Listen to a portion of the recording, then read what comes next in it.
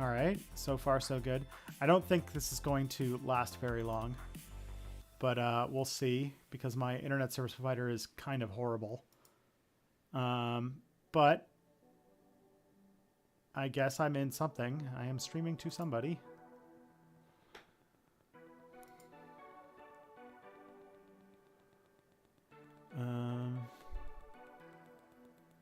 Yeah, I don't know what this is exactly, but it seems to be somewhat stable. So we'll just go with it for now, I guess. Hello, everybody. We'll see if this actually lasts. I just restarted the stream to see if that fixed things, and it seems to have, but of course this is fleeting, obviously. This happens.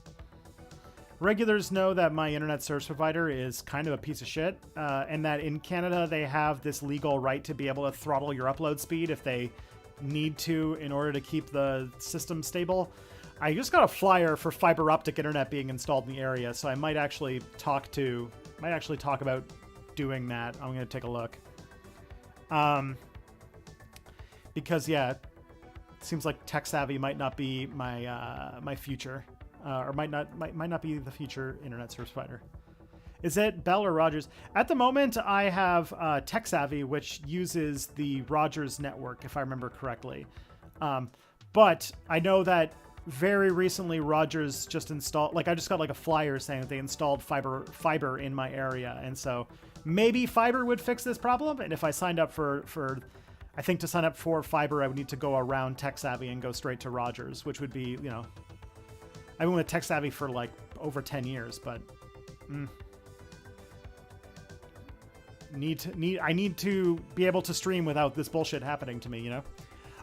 Oh yeah, so I don't know if that person is still around to ask that question. If you are the person who is asking about Canadian parliamentary elections and you're back, let me know. Because I would love to finish my statement, but if not, you know, then we could just continue with whatever it is we were doing.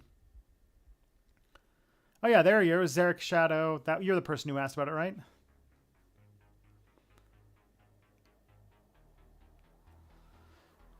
All right, let me just start over. So in parliamentary countries, the United States has a thing where they are mandated to have an election every 2 years, and that's how their election system works. In Canada, and other countries that have parliaments, the only way is that we can have elections one of two ways. One is if an election gets called for, which is basically if government gets dissolved.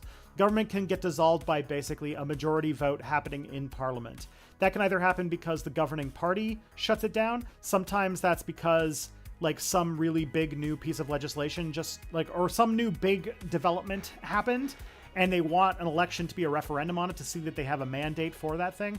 Or if they think cynically that they can pick up more seats if they were to have an election.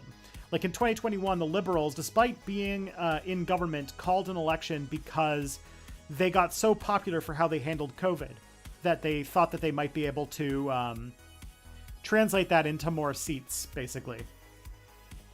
The other way is if there is something called a vote of non-confidence with the government, which would basically happens when a minority government is in charge, which basically is like when the governing party has the most seats of any party in parliament, but doesn't have more than half. So this wouldn't make a lot of sense in like an American context, because America really only has two political parties, but in countries that have three or more political parties, it's very easy for the governing party to be the largest, but not the one that has not have over half of seats, which means that if they want to pass anything, they have to work with other parties. And when a budget goes through, that's usually the designation of, you know, their political and legislative priorities. And if that becomes a problem, if, you know, they can't, the other parties can't get on board, it might lead to a vote of non-confidence and cause another election. That's why every time in the minority government, when it's budget time, there's always a chance that it's going to result in an election because they can't pass a budget. So that's the first way, is that they can call it.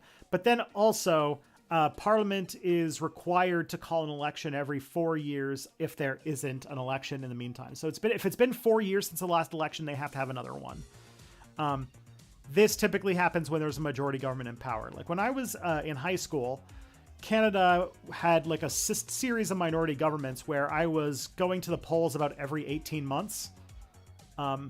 And then we just had a majority conservative government for like about 5 or 6 years after that. So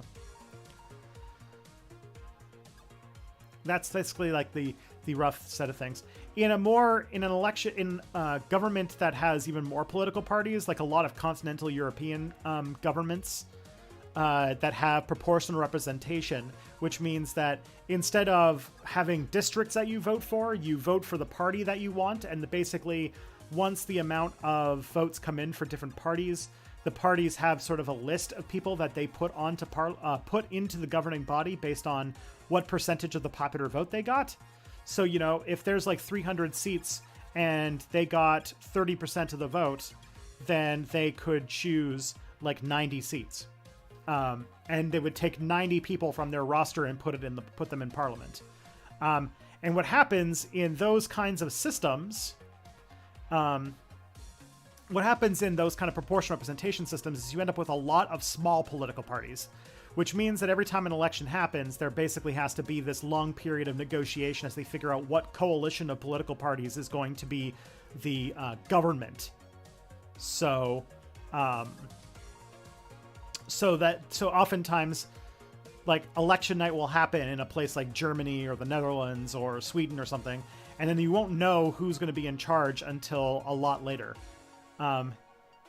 Sometimes they don't end up figuring out a governing coalition, and you end up having so much chaos that you have to have another election.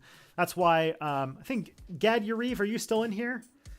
Because like Israel has been going through some like rather crazy political chaos because they essentially can't have they can't every time there's an election they can't get numbers that result in a governing coalition, so they have to keep going back to the polls. It's a bad situation.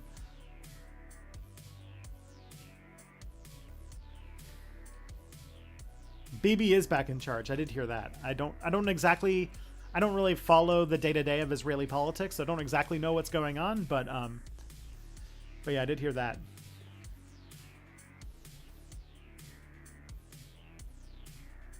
Took you 8 months to form a government. Jesus Christ. So yeah, that's sort of where we're at there. That's just Italy since, well, forever. Yeah.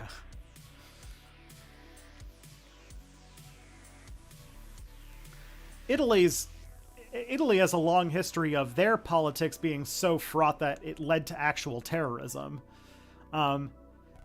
Maybe I should make a video on this on some point because it's a really cool story, but one that isn't super well known in the United States, which is that Italy was one of like the front lines of the Cold War, where the U.S. and this is why it's not really taught a lot in the U.S. Because the U.S. basically, to keep communism from getting elected in Italy, basically paid terrorists to just murder communists wherever they could, and typically the people that they could hire to be anti-communist terrorists were fascists. So the U.S. really like paid a lot of like former fascist party people and just like parts of the Italian far right to murder communists, and the Soviets gave some support to Italian communists to sort of do the same, but not as much. The Soviet Union was less giving on supporting it. But yeah, someone pointed out this is called Operation Gladio. But in Italy, it's also called the Years of Lead because it was just a period where there was a lot of random terrorist attacks and stuff like that led to political violence. And I think it would be a good video to talk about because if there is, because a lot of people have talked about America being on the cusp of like a new civil war, which I personally don't think is going to happen just because a lot of America's political disagreements aren't regionally focused. Like it's not like the Civil War of the 19th century where there's like a section of the country that is believing one way and a section of the country that is another way. It's very, mixed in various different ways. And so I think that more likely than a civil war, what you would end up is something in America like the Years of Lead, which was just a period where there was a lot of politically motivated random acts of terrorism throughout the country. And that it's pretty bad. So yeah. The U.S. put a lot of effort into basically supporting fascist groups across Western Europe in order to keep their communist parties from getting into power. They did in Italy. Yeah. But I do think that looking at the Years of Lead might actually be a good thing to investigate for understanding what America's unstable future might look like.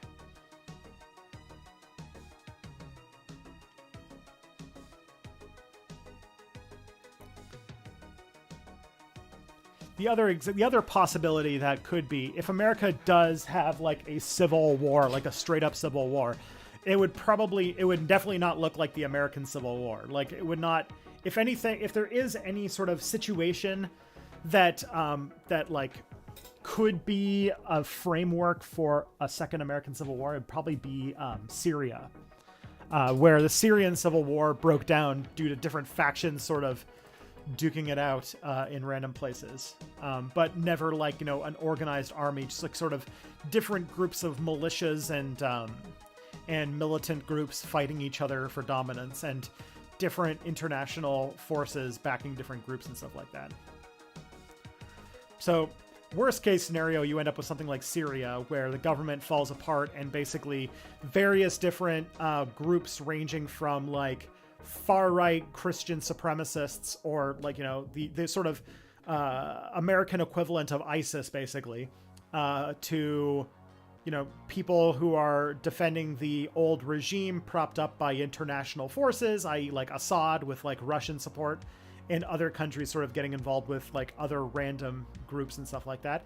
And probably, just like in Syria, random experiments in radical democracy, like in Rojava. So, there could be a lot of interest. That could be a very likely scenario. The other one is, Years of Lead, which was what happened in Italy, where there was just a lot of terrorism and violence that was occurring on the ground, and that politics just all of a sudden becomes a much more dangerous profession. Hey, Meow Nyan, thank you for the $6.99 super chat. It's funny, I was going to say the early 20th century China is a model for American Civil War. So you're talking about like the kind of warlords period? I don't think that's as likely. I think that the sort of the Qing dynasty had like a bit of a less of a centralized government that sort of led to the warlords period happening. But I'm thinking that, like, given the realities of modern warfare, like something more like Syria makes more sense to me. Like, we're not really in that age of mass politics, like in the early 20th century. And I feel like if America does break down into civil war, it would be like lots of little factions with only tenuous connection to each other fighting out over like very small sort of things, as the government just loses its capacity to govern in various regions of the country. And very often too, when like the government loses its capacity to govern in various parts of the country, what they'll do is they'll outsource governing to groups that are willing to stay loyal. So, for example, like if Donald Trump pulls a Grover Cleveland and becomes president in 2024, and say the government starts to really like crumble and fall apart in sort of like rural places, they might go to groups like the Proud Boys and say like, all right, Proud Boys, you guys can be the government of this region until we reestablish control. And you can just imagine how that would turn out. So, yeah. Let's take a look at some questions.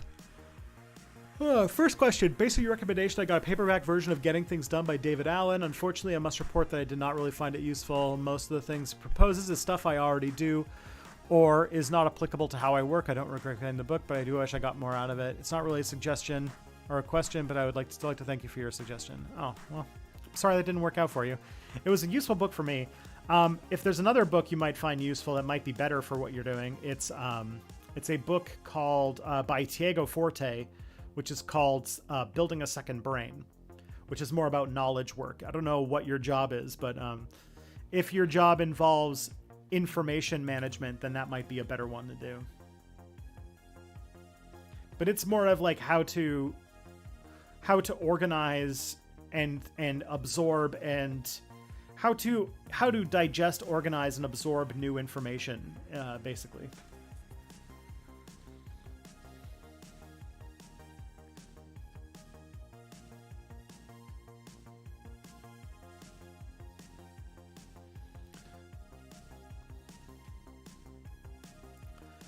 Let's see. Why do most people not take climate change seriously? Because it is, by Toddy Boy. I think it's because a couple things. One is motivated reasoning. We, at this current point, the way that we would need to deal with climate change, unless we invent some sort of new magical technology. Oh, by the way, Pim, but if you do think about buying, Building a Second Brain, Tiago Forte has a website where a lot of the basics of it are free on a blog. So I would read some of those and decide if it's for you before buying the book. So climate change. So basically, first is motivated reasoning, which is that under our current regime of technologies, in order to properly address climate change, we would need to radically change our relationship with energy, which means in many ways not doing a lot of things that we used to do, like driving so much and consuming so many like the fact that I, a person who lives in a northern climate like Canada, can for less than $1 buy a banana, a tropical fruit, is probably not a thing that is sustainable. And so in order to really address climate change under current technologies, we would need to drastically change our lifestyles. And if there's one thing I've learned as a Canadian or as a historian, is that people will fight back anything that is a change, especially a perceived lowering of their standard of living. And in a lot of Western countries, especially ones outside of Europe, their like autonomy is tied to cars and the owning of cars. A lot of Canada and the US are designed, like the actual municipal design is built around assuming that everybody has a car. And so you have a lot of places that have like kind of stuff that's hard to replace because it's like actual physical, like concrete infrastructure that has designed entire cities to be built around people who have cars. And so that, and to a lot of people, those kinds of drastic changes, like the idea that you might have to take public transit, even though in taking public transit in a country that has, in countries that have spent decades trying to defund and make their public transit worse and worse, sounds very unappetizing. And two, changing your standard of living in huge ways so that you aren't traveling anymore, that you aren't buying, you won't have access to a lot of goods that you used to have before. You can't get your, same day delivery Amazon packages. Like all of those things to people who don't really think in a big ways, just kind of think about, improving their own standard of living, sound very unappetizing. I think it's the same reason why a lot of people have such a visceral reaction against like veganism, which is objectively a more ethical way to have food. It's more environmentally sustainable and it's more ethical. But people are so against it because it involves a drastic changing of our lifestyle in a way that we are not really primed or prepared to do. And that's sort of, I think, and that sort of desire to not have to change the way that you live your life is very powerful to a lot of people, I think. And so therefore they decide to not take it seriously. And it's something that also happens over a scale of years. In some ways and in some places, like especially like places like, you know, where I live in, like rich countries, the effects of climate change are less obvious. And if you have motivated reasoning otherwise, it'd be very easy to write them off or downplay their significance.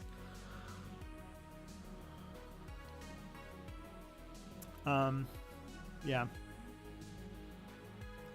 So in many ways, I think that either the only way through is either the realities of climate change sort of force our hand, and we have to accept a lower standard of living because, you know, because the climate is like the ecosystem is literally collapsing around us, and we don't have the capacity to live the same way we did, which is not a great answer because that's going to result in some really shitty things. Or what seems to now probably be the most likely outcome given the way that the world is going, which is that we're going to cause permanent damage to the ecosystem that could have been avoided if we were willing to change the way that we consumed things. But instead, we just kept destroying the environment until we developed the technology and infrastructure around our energy grids to get to a point where it's less environmentally destructive. And it seems like we're more on par to do that. Like, we're starting to slow down our carbon emissions, but in a way that it's because we're like just transferring our energy grid to renewable sources and developing new technologies really fast. And it's going to take a long time. And probably by the time we actually work it out and have ourselves in a sustainable net zero emission system, we're probably going to have done some serious damage to the planet that won't recover for centuries. Do I see the intensity of direct climate action ramping up over the next few decades? Possibly, yeah. Change your handle, but you're a regular here. Hello, Scotty.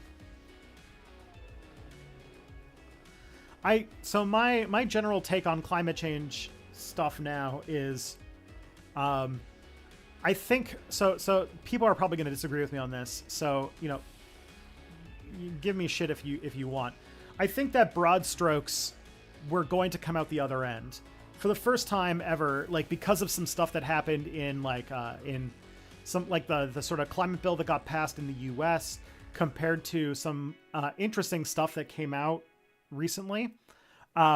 Two things really. One, I've talked about this on the stream before, but nobody watches every stream, so that's fine. In 2021, I read this oil speculating, like this sort of article from oilprice.com, which is a website that's about, that's actually like sort of the industry magazine for people who trade in oil speculation.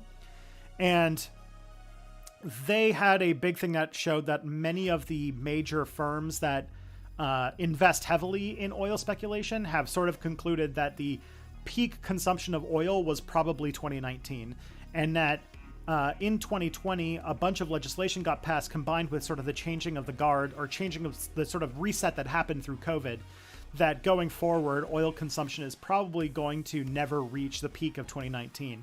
That seems to also be bearing fruit, because even as consumption has been going up, many oil companies seems to have changed their overall strategy to put their companies into managed decline rather than trying to grow and expand. So like a lot of the reason why oil prices are so expensive is because oil companies have decided to just charge more for what oil they have left, and have decided that it's not worth investing in new oil exploration, which in some ways is terrible because we need fuel to survive right now. But there's also the fact that it's no longer profitable to expand and develop new oil sources, which does show that at least like through the things that actually can change a capitalist economy, i.e. the profit incentive, seems to be changing away from rampant fossil fuel use. The second is, someone kind of pointed this here, Piet Hein, sort of the thing you just said actually got rebutted a few months ago. A study came out that showed that there was this theory that it was going to be a lot more apocalyptic than we thought, because whatever change we make to the climate wasn't, if like, if we raise by 3 degrees, that's not going down for thousands and thousands of years. Turns out that's actually not true. And that the ecosystem seems to be a lot more resilient, or at least it can change a lot faster than we thought. Like the carbon cycle is a lot more able to absorb carbon than we thought, which means that if we can get ourselves to net zero carbon emissions, then the ecosystem will sort of like if we can fix that the carbon dioxide will and temperature of the planet will go down a lot faster than we thought it would. Probably looking at decades rather than millennia, which is pretty good news. That combined with the bill that passed earlier in the US and the sort of laws that have to do with cars that were passed in the European Union, and the massive investment that China has put into green energy and sort of developments on the fringes of some new energy developments, I have a feeling that overall, big picture, we're going to come through the other end of this. But the main thing that we need to worry about now is whether, like, how bad we let it get before we sort of turn the ship around, and how we treat the sort of the effects of the impact that we are having on the planet now, how we're going to treat the sort of the massive amount of resource shortages and refugee crises that we're going to create through climate change, as we have already caused. So those are still things worth fighting over, and that is the thing of climate change. But I'm now feeling a little bit more like, there probably will be humans 100 years from now.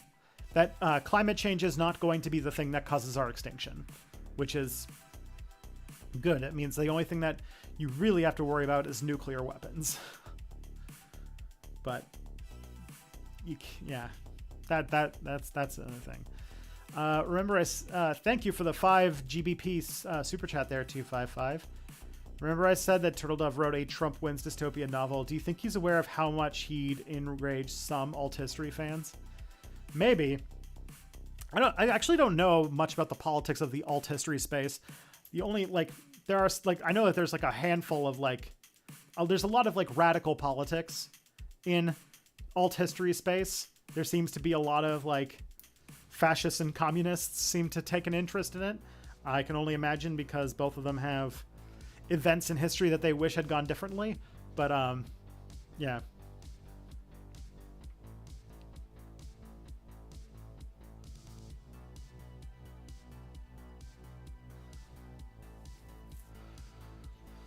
All right. Let's see.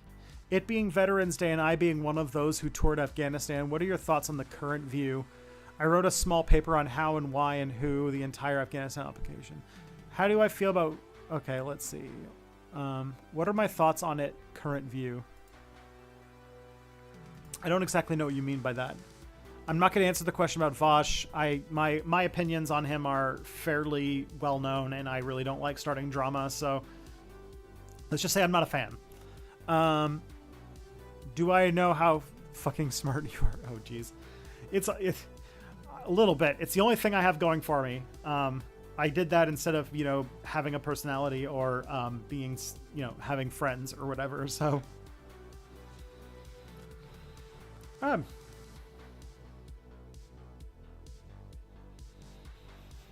Much appreciated, though. I like the compliment. The reason why I got to be so smart is because I grew up privileged enough that I could do things like go and get a master's degree. I wish everybody could have the same opportunity. But, I'm a cisgendered heterosexual white man who was born in a sort of PMC upper middle class family who was able to go to university for a freaking history degree and able to then go to grad school afterwards, which a lot of people don't get the opportunity to do. A lot of the things that I try to do about my work here is to share the kind of education that I was able to get with other people.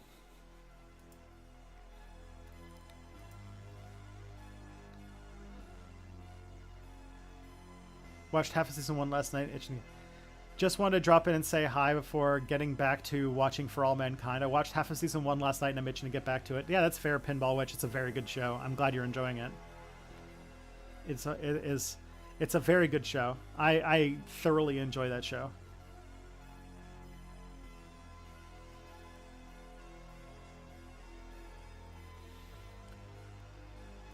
Let's see. Any plans on making a video on Mexico and their unique history with democracy and the current president, the influence of cartels and all of that? I mean, I wouldn't be against it. It's just that I don't have a whole lot that I could personally say. I think that there are other historians and other people who are, you know, actually involved in who know a lot more about Mexico that could probably tell that story better than I could. Doesn't mean I'll never do it. If I find a really good story about Mexico that I'd like to tell, then I would like to go through with it. I do have sort of a back of my mind an effort and a thought to make a Santa Muerte video. I just know that it would not do well on YouTube. I feel like I have a very specific group of topics that I can do on YouTube, and that will actually do well, and that is the radical right, the radical left, conspiracy theories, and extremely politically charged history topics. And if I go outside of like those topics, my videos tank hard. And so something like Santa Muerte would not do well. So I'm thinking I might make it and then make it a exclusive for Nebula or something like that.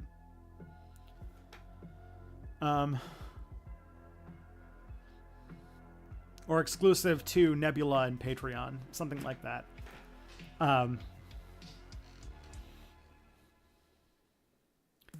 But I definitely found Santa when I was doing my research for the Grim Reaper episode of It's Probably Not Aliens. I got very fascinated in the stuff about Santa Muerte and its relationship with the Mexican cartels and sort of the way that Mexican Catholicism and like syncretism with like a bunch of different parts of Mexican history, and like how the Day of the Dead is like this syncretic mix of like Aztec spiritual traditions mixed with Catholicism, and like I don't know, trust me, like Tristan, like I am a gigantic fan of Mexican stuff. I am a fanboy for Mexico. I've been to Mexico like it's probably the third, actually it's not even probably, it definitely is the third most popular country, or the country I've been to the third most amount of times. Aside from the US, I have been to Mexico more times than anything, and I have thoroughly enjoyed myself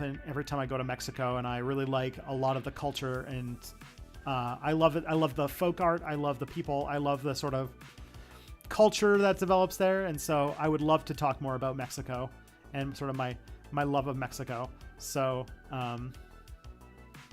yeah.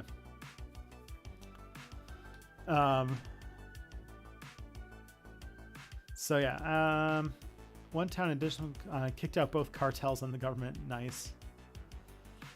I'm somewhat new to this channel. What are my political beliefs? I tend to, yeah, I mean, yeah, I'm gonna make, I would have a more quick answer, Nautical Novice, if I wasn't literally making a video about why political labels are kind of useless.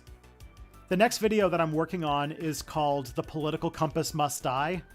And it's going to be about how our traditional notions of different political labels and left and right wing politics and stuff like that are all just fundamentally broken and don't explain how people are. But if you needed a very quick and dirty answer that gives a vague idea of where I stand, is probably something in the vein of anarcho-communism.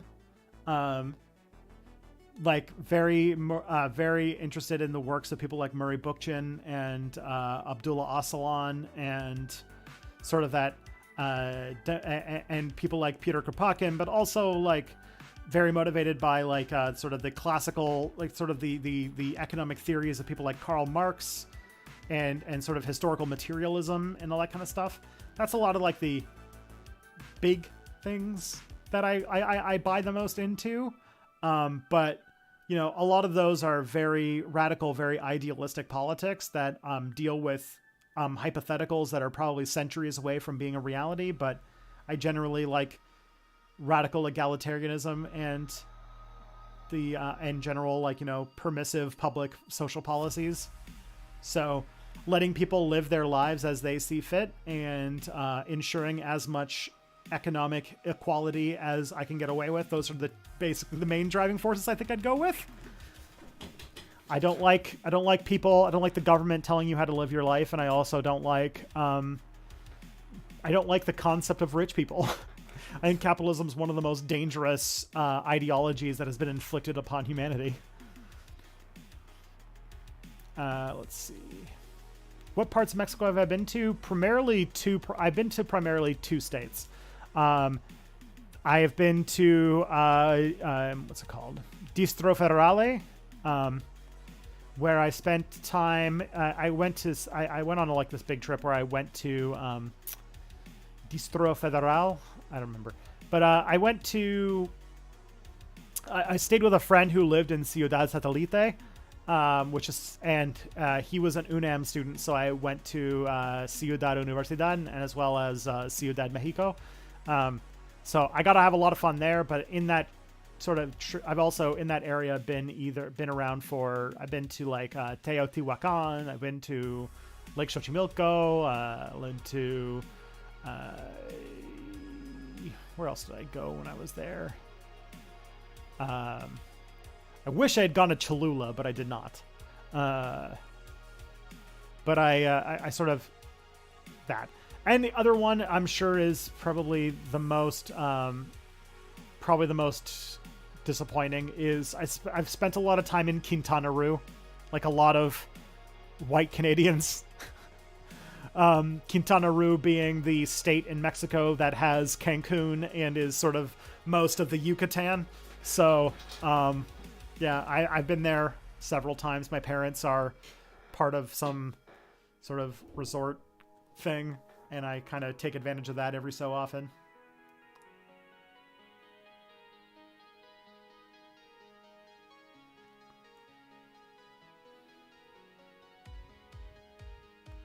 I will say I definitely got a lot more juice out of my trip to Mexico City than anything. But when I was there, I spent a lot of my time not in Cancun. I went down to Playa del Carmen for the most part. Which I know is like super dangerous. It's a place where like people get killed and shit, but it's a good place. I like Mexico. It's a nice place.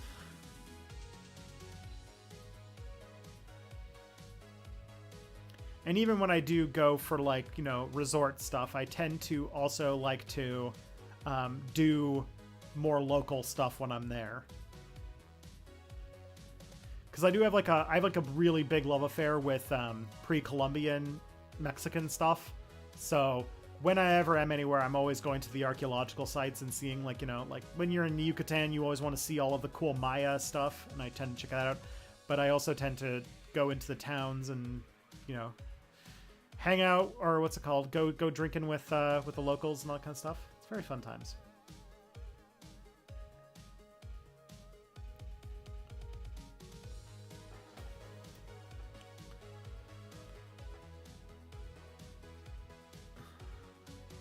Has my son been to Mexico yet? No. My son has not left the country. We're going on our first trip since 2019. Probably in a few weeks, about a month actually, and we are going to the United States to see Kelly's family. So his first trip out of the country, first trip ever, is going to be to go to Chicago.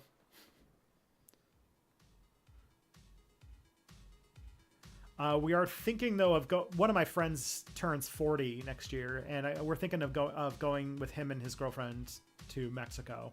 And we're sort of, at the moment, trying to debate whether we take him with us, because he'll be almost 2 at that point, or if we leave him with my parents and go without him. Kind of Still trying to figure out what we want to do with that. Because, you know, we'll see what happens. But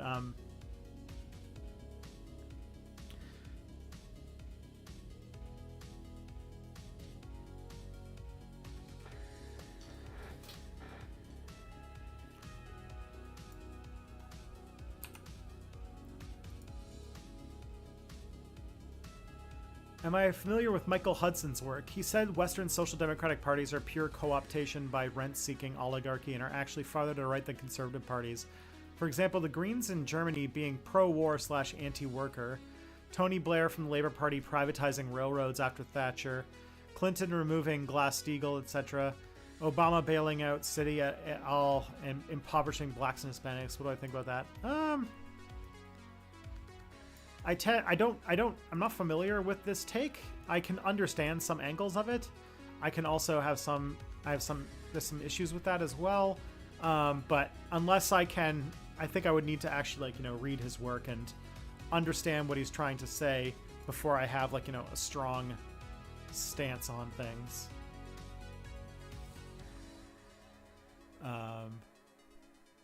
So yeah.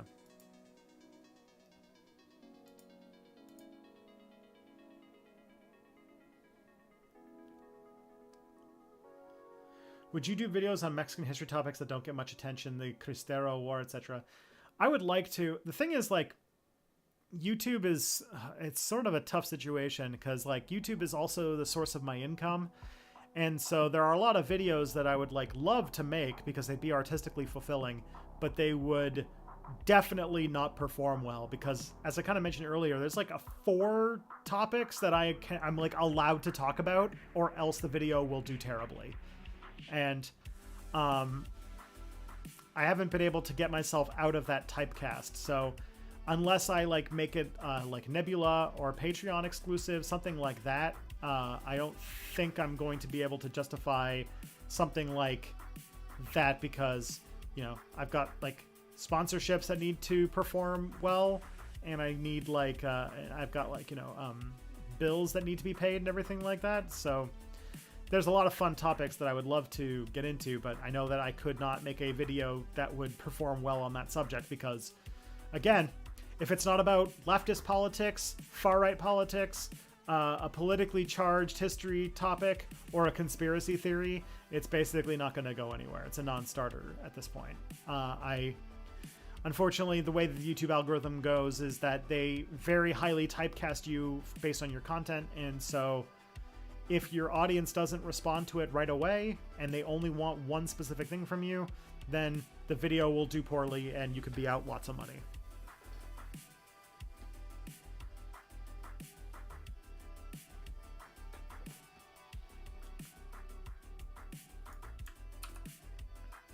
What's the Cristero War? It's a war in the 20s. It's like a Mexican war, wasn't it?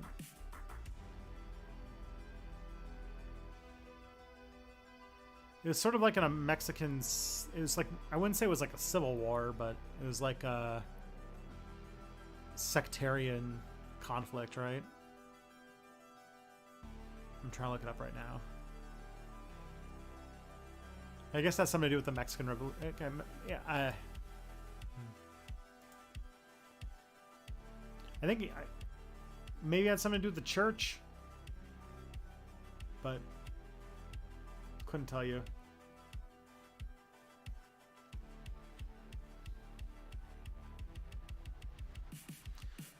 Can you call Clinton or even Blair social democrats? I wouldn't, that's for sure. That's why it makes me think that this this person might not be... This person that I'm asked to talk about or think about is probably not... Like, this probably isn't a critique from a left-wing perspective.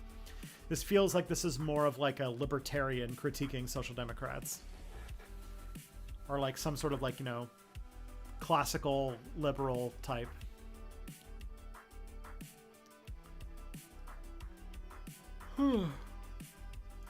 All right, why is it called late-stage capitalism? What is the current situation in the world late-stage capitalism? Our betters seem to be richer than ever, but to me it does not seem if capitalism will be gone soon. Yeah, so late-stage capitalism comes from, like, yeah, it is a sort of like idea that we are like nearing the end of capitalism in a sort of Marxist sense.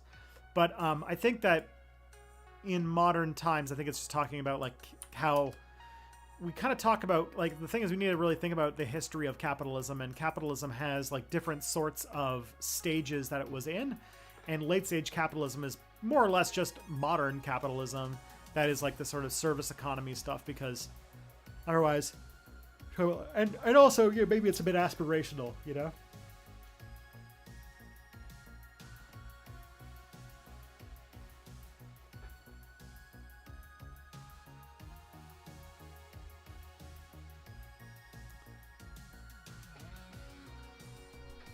Basically, I think the idea is that, like, you know, capitalism has these inherent contradictions, and that late stage capitalism is when those contradictions start to become very big and very glaring. The name is not really descriptive. Well, it comes from, it was descriptive of the time when it was made. I think that late stage capitalism has its, like, it has its roots where a lot of these words come from, which is like Weimar Germany, where to a lot of communists, with like the rise of the Soviet Union and communist uprisings all across Europe, there was this idea that capitalism actually might be on the way out, and that the future was sort of this, like, was basically socialism. And so they kind of called the capitalism of that era late stage capitalism because, you know, like, even like with like stuff like FDR, there was this sort of idea that someday socialism is going to be the thing.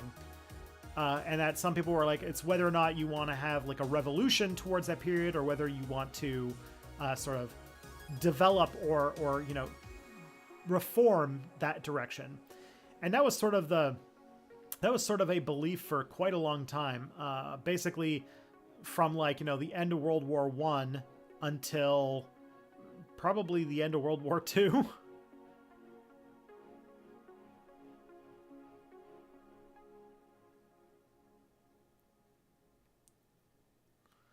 Listen to the Y2K video yesterday. Why do you think computers getting the date wrong made them shut down or launch nukes or whatever?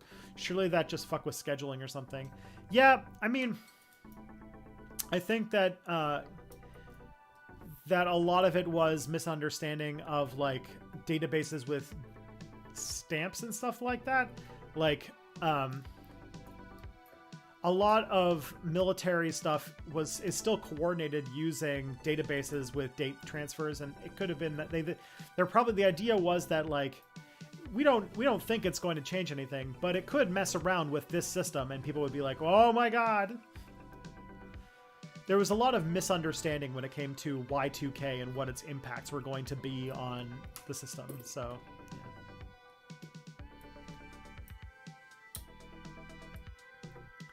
if neoliberalism is heavily associated with Democrats, why are libertarians not seen as more ideological similar to Democrats in the GOP? I don't think that's the case. I think that neoliberalism is the reigning ideology of both Democrats and Republicans. Like, I think the main thing that is quick to point out when talking about neoliberal stuff is that at the end of the day, Republicans and Democrats on economic issues really don't have that much different from each other. And that's why they fight over these freaking culture war things. Because when it comes to like the politics of who does and doesn't have economic resources, they're more or less in the same boat. You know, more money for the rich, less money for everybody else. That is true of Republicans and Democrats. The only difference is that they have their sort of the economic benefactors that support their party come from different things. Like, the Democrats have more of a base in the tech sector and stuff like that. People who rely on a strong immigration system to America.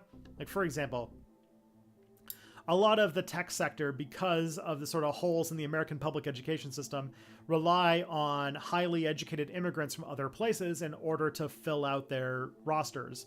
So having a country that is welcoming to people, to different types of people, especially people who are like highly educated, but also people of just diverse backgrounds and stuff like that, or who want to feel good because they embrace people of these kind of backgrounds, which is typically higher educated people. They associate themselves more with the Democrats, and that's why the Democrats have a more like, pro civil rights stance on things, because they're the party that represents like tech capital and stuff like that, and banking capital. Republicans tend to have more backing from like industrial capital, arms manufacturers, big like what's it called, industrial concerns, and their whole thing is about outsourcing as much labor as possible to use the cheapest source of labor on Earth. And so Republicans tend to have a more, xenophobic mentality, because it brings on more of the sort of alienated workers who normally the process of outsourcing would turn away from hyper-capitalist economics.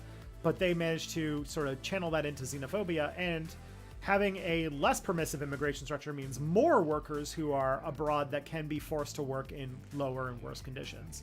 So, really depends upon where your bread is buttered.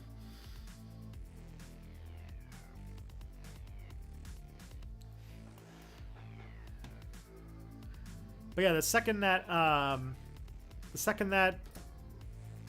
the tech sector or the banking sector is no longer the source of votes for the Democratic Party, they'll turn their tune on all of these social justice issues the second that becomes a factor.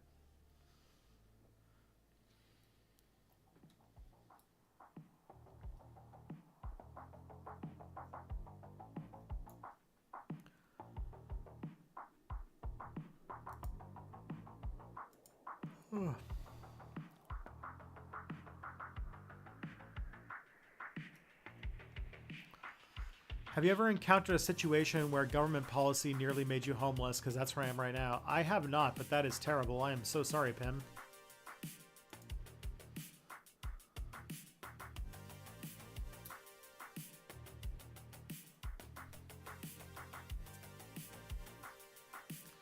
This is sort of the other thing. Like, I've been able to do all of these different jobs or be able to get to the position I'm in because I've been so privileged and grew up in such a, comfortable situation. Like, worst comes to worst, like I could, if like I lost everything, I could still move into my parents' house. So I'm definitely in a very rare and privileged position that a lot of people aren't.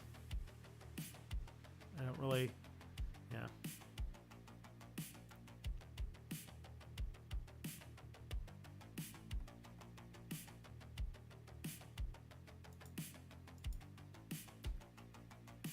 It's been a rough week. I'm so sorry.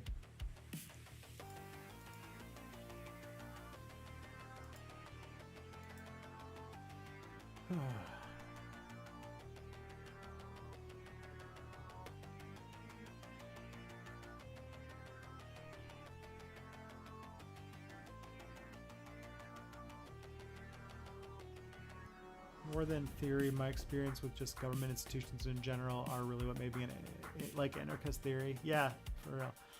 My interest in anarchist philosophy, and where I think it really shines, is that it really makes a lot of things make sense. Like the idea that basically all forms of organization have this sort of ratcheting effect. Like all organizations tend to, over time, increase their scope and try to claim more power for themselves and tend not to want to relinquish that power. Like it's very rare when like laws that make something that take away rules are very rare compared to laws that add more rules. Laws that mean the government has less say over something tend to happen way less than laws that make the government have more say over things.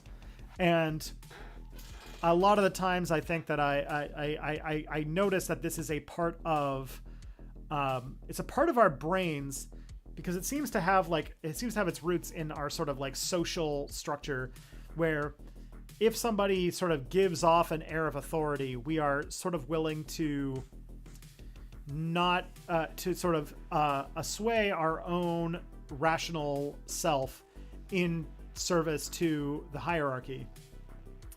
And I feel like we need to constantly be on guard for that. And that's sort of a thing that I like to, that when I think about that is pretty tough. And that's sort of like trying to explain things like, how do you end up with like the great communist project turning into the Soviet Union, this sort of top heavy hierarchical, like the anti-hierarchy ideology turning into a hyper hierarchical totalitarian state, to me shows a lot about the nature of human organization and, you know, what needs to be fought against. And so that's why I'm like, I think that we would have a better society if we structured things in a way so that no one person could amalgamate too much power around themselves.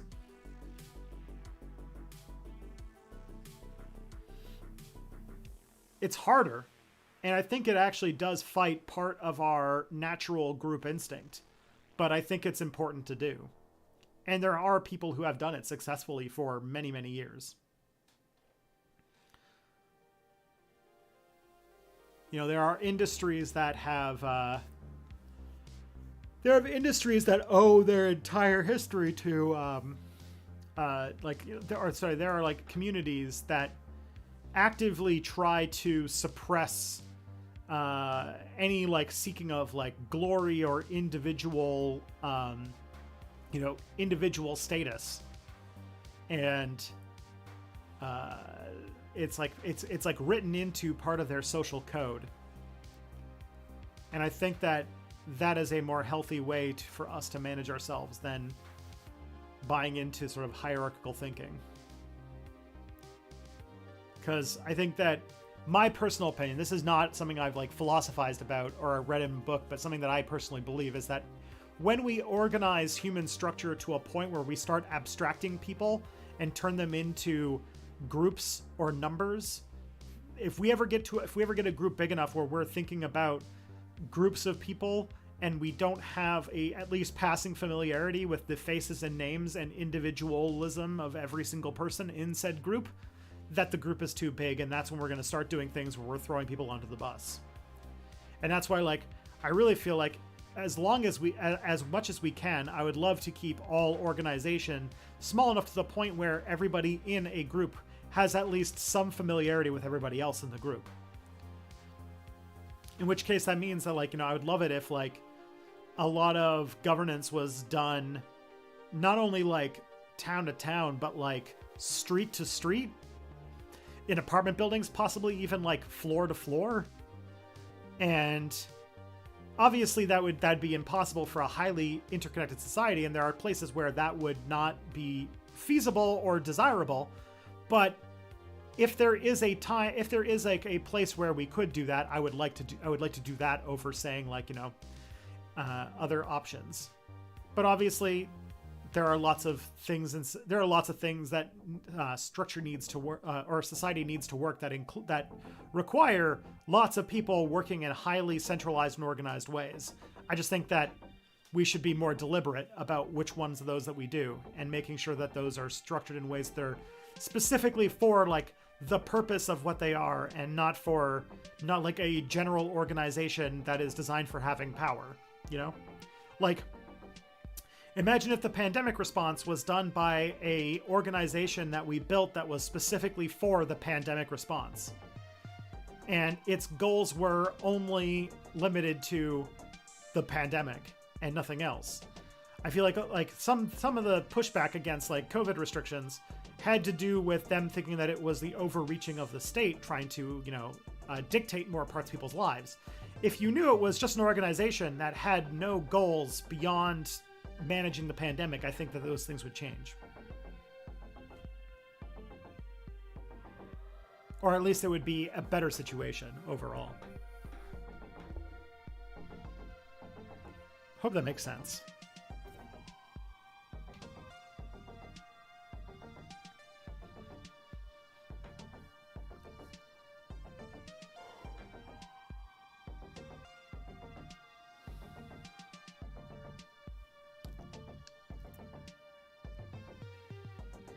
That's sort of a basic those are sort of the basic guiding philosophies I try to think politically about. But I also know that we live in the real world where no two people have the same beliefs on any given subject. And so, in many ways, everybody has their ideal way they want the world to work, and it's always going to be at odds with the way the world is. And you probably should just be doing what you can to make your situation better for the people around you, however you define that. Because that's basically the best that we can all hope to get. What the heck, it's on Monday. Yeah, I changed my schedule. Now my streams are happening on Fridays because, basically because of a change in my, like, work schedule. The babysitter that I used to hire, or that I hire, used to come on Tuesdays and Thursdays, but now she can only do Wednesdays. So now I have to change my work week to, basically work on, Tuesday through Saturday, which means that Monday is now part of my weekend. So I can't really do a stream that is part of my job on one of my weekend days.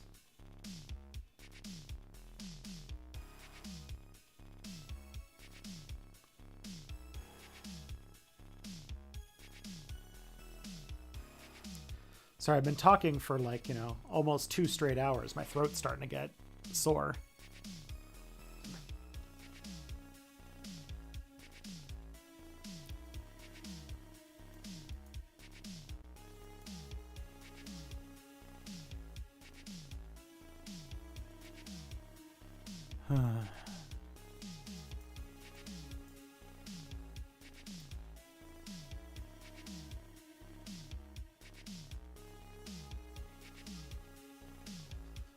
Babies refuse to make routine easy. Yeah.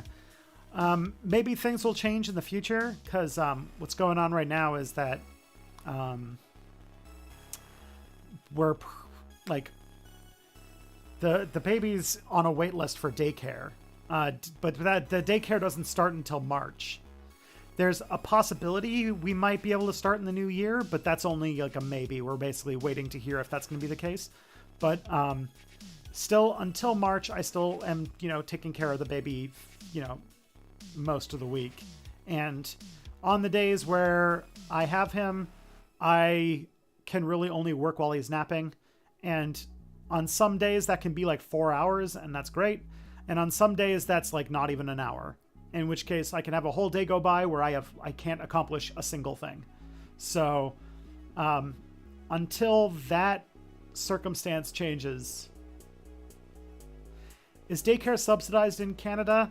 We just passed a law that's supposed to be helping with that, but of course, it's not like, what's it called? It's not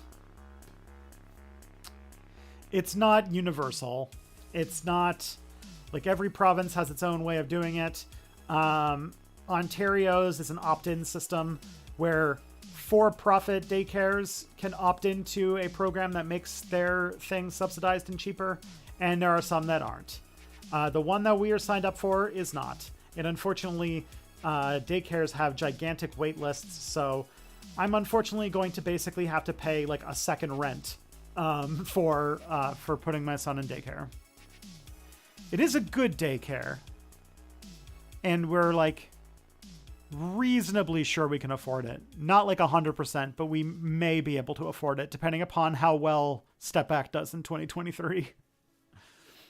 And if we can't, I might have to stop, or not stop doing Step Back, but I might have to stop doing it as my full-time job and go get a real job and start kind of relegating this back to being a hobby. But that's future me's problem. So yeah, sign up for Curiosity Stream or whatever.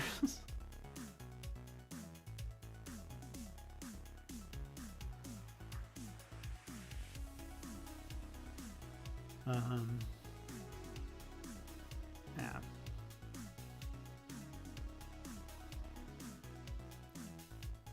But yeah, daycare is about, like, I'm paying, like, the amount that we're going to pay for daycare is about half of what we pay for our mortgage. So we pay for daycare is on par with like probably like a cheap rent in like a cheap apartment.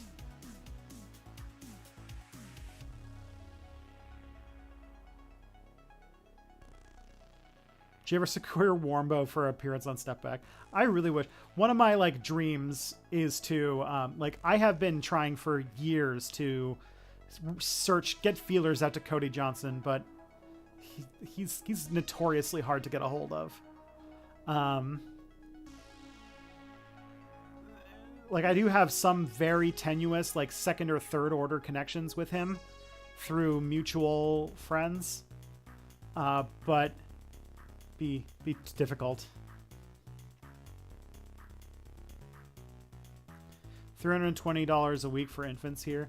Yeah, it does go down as they get older. I think that when we're starting, it's like $60-some a day, or something like that. It's gonna be tough. Like if I want to put them in for like 5 days a week, it's gonna end up costing like $1,200 a month or something like that, which is like an insane amount of money.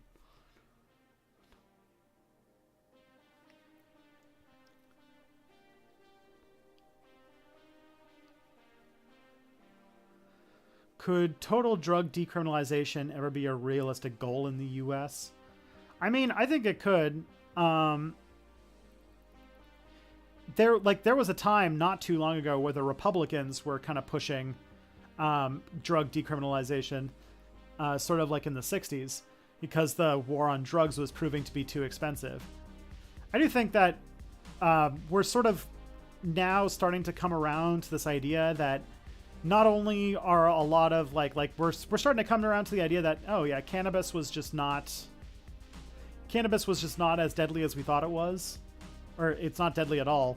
But that also now we're like, oh, we found out there's all these therapeutic uses for all of these drugs that we just outright banned and didn't put too much thought into, and now we're finding they have all this these really good medical uses.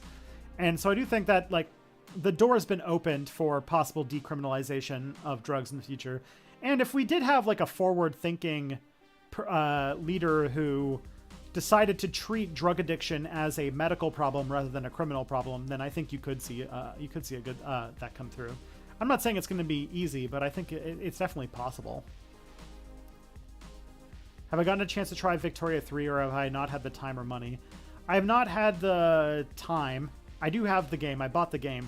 I haven't played it a whole lot yet. I'm sort of waiting to read and watch some guides and actually have like an evening to figure it out, because like with Victoria 2, I open it up and I have no clue what I'm doing, and it feels like I'm just flailing around and my economy just keeps crashing, and I'm like, okay, I can't do anything fun in this game yet, so I really need to figure out what the fuck it is that I am doing before things change around. Before the neoliberal turn, did people view welfare as something you'd be constantly aiming to get off of and get back to work? Yeah, it was considered like the first like social, like the sort of first welfare system started in the 60s, and yeah, it was seen as like a thing to like help you sort of when you're having bad times, and then eventually you get back to work and such like that, but not necessarily. Like it was like things were good, so they didn't think that you had to, like, if somebody was on it for a long time, it didn't really matter that much. But then not too long after, the Republicans sort of turned it so that they were like, they associated it with black people, and that's why people became so anti-welfare.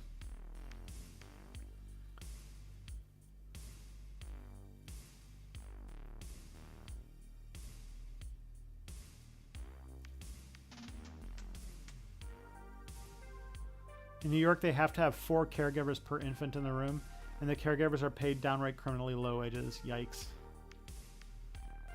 Kind of like EI. Well, EI's a little bit older, but yeah.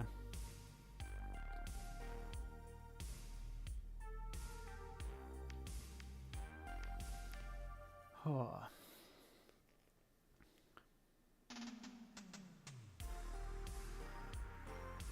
So we got probably about 10 minutes before I should probably call it a day. What should we talk about for a little bit? My throat is starting to die, so I'm like, keep the party going for a little bit, but... Oh, you know what? I have a question for you guys. Maybe you'll have an answer. So, like, it's looking like Twitter is probably not going to exist in, like, a year. What do you think is going to replace the Twitter-sized hole left in the internet? because I have some controversial theories about what might turn up. I sense that it's possible that I don't think Mastodon's going to do it, because Mastodon is any social media platform that requires like a tutorial video to get going is not going to work. But I somehow, my two controversial thoughts about what might replace Twitter is either Discord or Tumblr, or both. Maybe Tumblr will be that sort of like, you know, public feed goofing off and shit posting platform, and Discord will replace a lot of like the sort of DMing and all that kind of stuff. But I do think that Twitter created a market that if Twitter goes down, somebody's going to try to fill it in. Or maybe we just won't have Twitter. We just won't have... There was this article I was reading this morning in The Atlantic that was like about how with like Facebook doing massive layoffs and Twitter falling apart, that it's possible that we might just be seeing the end of social media, and that maybe we're just learning that social media is not a viable business model. And so maybe Twitter and Facebook might just, you know, be gone someday, and it just will not be profitable to have a advertisement-driven social media platform. In which case, I don't know what comes next. You know, Elon Musk is trying to force Twitter to become a subscription model site, but that's not going to work. That's not really like social media. No social media platform that you have to pay for is ever going to really work. So be very curious. It is possible that there just might not be a profitable way to have a social media company, in which case maybe that's a general benefit for humanity. I don't know.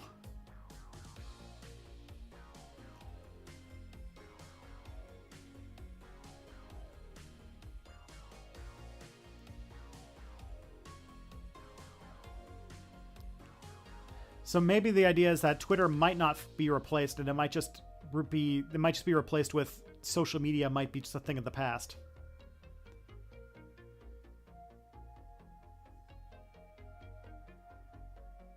If Twitter falls apart, do you think that it'll actually hurt Musk's reputation with the kind of people who think he's Iron Man? Maybe. I feel like it's the most public and obvious failure I've ever seen Elon Musk associated with. Like, he was able to hide a lot of his other failures. The problem, though, is that a lot of Twitter is like a platform that doesn't have a huge user base, but the user base that is on it, like Twitter's whole thing is that a lot of, like, if you ask a random person on the street if they use Twitter, most of the time they'd say no. It's not like Facebook where there's like billions and billions of people on the platform. But the thing is that Twitter, for specifically like journalists, celebrities, and politicians, they're weirdly obsessed with Twitter. And so Elon Musk's like falling apart or like destroying Twitter in front of everybody is going to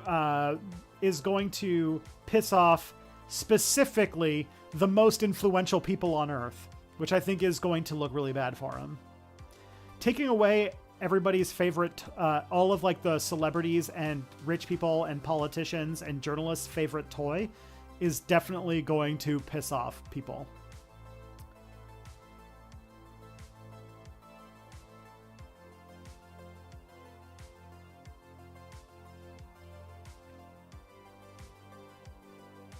I find that interesting.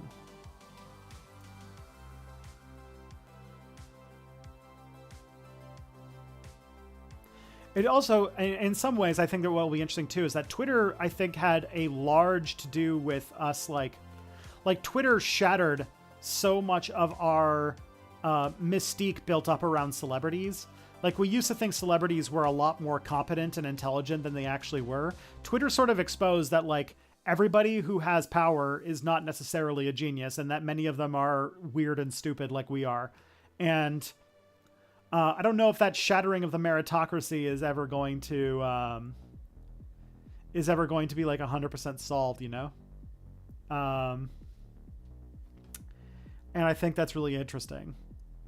I also think that if Twitter goes down pretty soon, like a lot of the, like, I think there's a lot of like political stuff that is going on that will become less of a thing. Like, I think a lot of the freak out about cancel culture and shit is due to powerful people who are not used to ever being criticized experiencing criticism for the first time, and it completely driving them insane.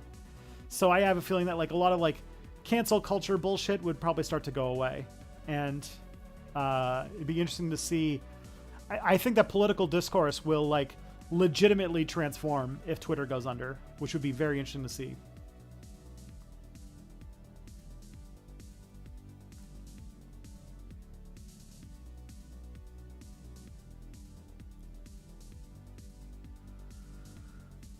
Fall Twitter up. Yeah, I think so. I think that Twitter is like falling apart. We'll definitely have some significant consequences.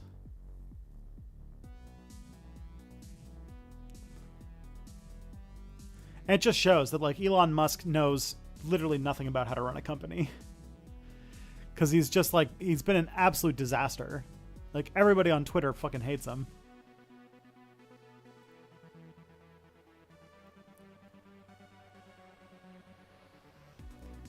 Oh my. Okay. Here's an example of something that's showing like how Elon Musk's policies have just been an absolute disaster. Eli Lilly and Company, a drug manufacturing company, somebody bought the $8 Twitter Blue thing to get a blue check mark and made a fake Eli Lilly and Company account and announced that insulin was free. And even though Eli Lilly like responded saying, no, you still have to pay way more than the price of it for insulin. Like, fuck you, diabetics. Apparently their stock just crashed as a result. So, oh man, this day of like the absolute wildest shit going on with like people impersonating politicians and stuff like that on Twitter has been fucking amazing.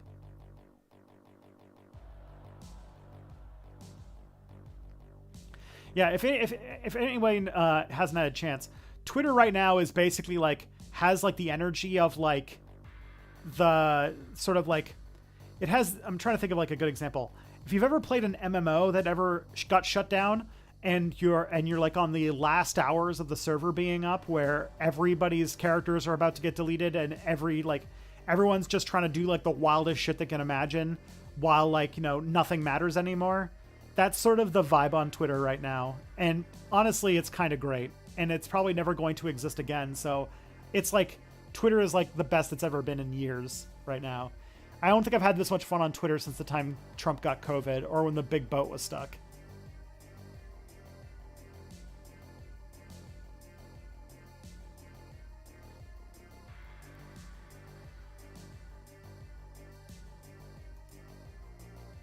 It's pretty perfect.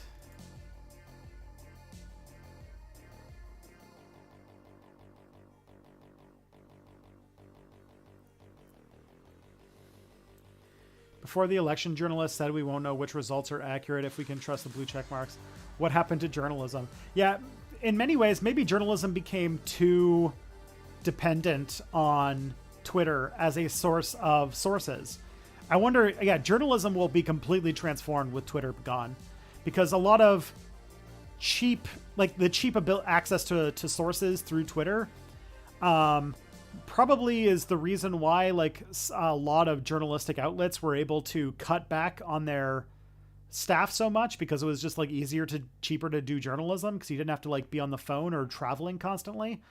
And I do wonder if what will happen with now all of these gutted newspapers once like newspapers and like journalistic outfits once Twitter is gone. Hey, Meownon, thank you for the $2.79 super chat. So the last days of the Matrix Online.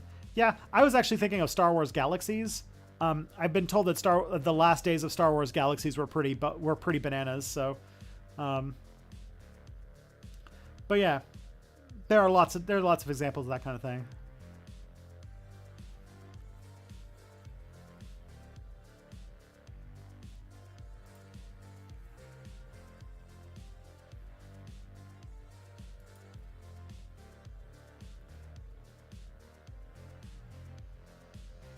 Alrighty.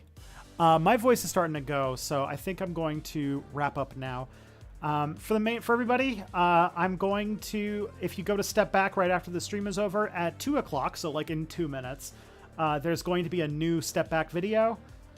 It's a really fun one. It's on Y2K. It's a new episode in the White Power series. So if you were interested in the White Power movement videos I've been doing, this is the next episode in that series. I think it's really funny. I think it's really good. I think it's one of the better videos I've made in a while. So I hope you enjoy it. As for people on Twitch, I'm going to raid Kira Chats, I think. And in the meantime, I'll see you guys here next Friday. But yeah, take care of you can't raid Kira Chats. Okay. So let's raid then Rob Russo, I guess.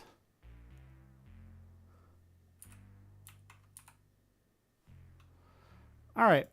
So take care of yourselves. Take care of each other. And I will see you guys next week, or see you on YouTube in just a few minutes. Cheers.